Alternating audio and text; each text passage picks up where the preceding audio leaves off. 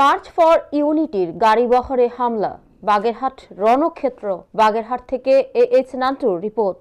বাগেরহাটের মোল্লাহাটে বৈষম্য বিরোধী ছাত্র আন্দোলনের মার্চ ফর ইউনিটির গাড়িবহরে হামলার ঘটনা ঘটেছে। মঙ্গলবার সকালে খুলনা মহানগর থেকে শিক্ষার্থীদের বহনকারী 25টি বাস ঢাকার উদ্দেশ্যে যাত্রা করে।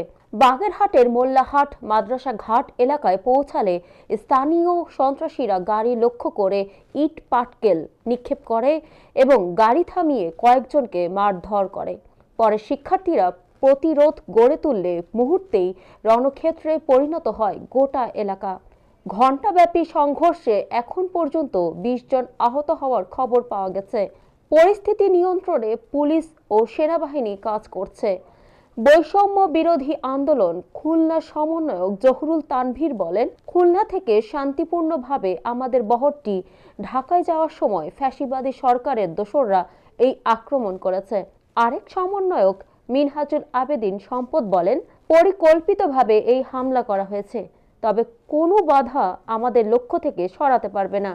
আমাদের ভাইদের রক্ত ঝরছে, এর বিচার অতি দ্রুত করতে হবে। জড়িতদের আইনের আওতায় এনে দৃষ্টান্তমূলক শাস্তি নিশ্চিত করতে হবে, আর না হলে শিক্ষার্থীরা আন্দোলনের মাধ্যমে জড়িতদের খুঁজে বের করবে বলে হুঁশিয়ারি দেন তিনি।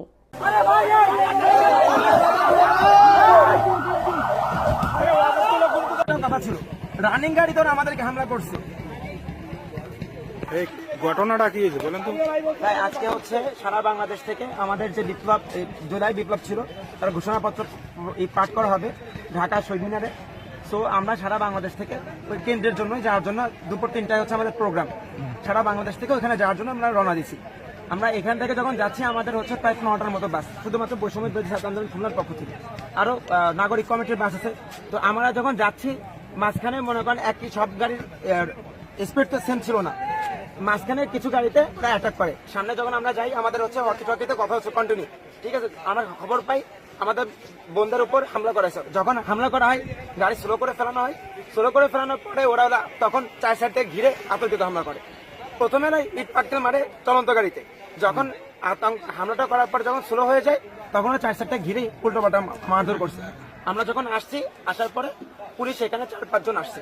4-5 জন আসার পরে তারা আমাদেরকে বলছে কি আমরা এখানে কন্ট্রোল করতেছি, আমাদেরকে একটু সময় দেন। তাই বলে ওনারা চলে গেছে। মানে 40 থেকে 50 মিনিট পরে তারা 5 জন মাত্র আসছে। তার আগে সেনাবাহিনী জানতো না, সেনাবাহিনী চলে আসছে, অথচ পুলিশ আমাদেরকে বলছে তারা আমাদেরকে কন্ট্রোল করতেছে। পুলিশ আসছে 5-7 জন, তাও 40-50 মিনিট পরে। এই হচ্ছে পুলিশের অবস্থা। আপনারা কতগুলো গাড়ি আসছে?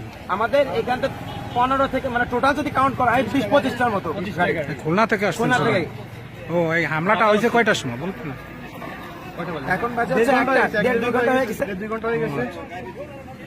আমাকে অনেক ভাই রক্তাক্ত, অনেক ভাই অসুস্থ, হসপিটালে নিয়ে যাওয়া হয়েছে। 7-8 জনের মাথা টাথা ফেটে গেছে এবং অনেকেই গুরুতরভাবে আহত।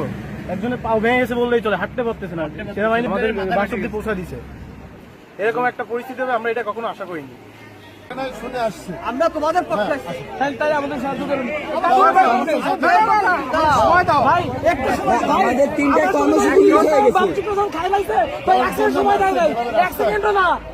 আপনারা সবাই কি নিয়ে কি করবেন? ওই সেনাবাহিনী একটা আইছে সময় চাইলে বলে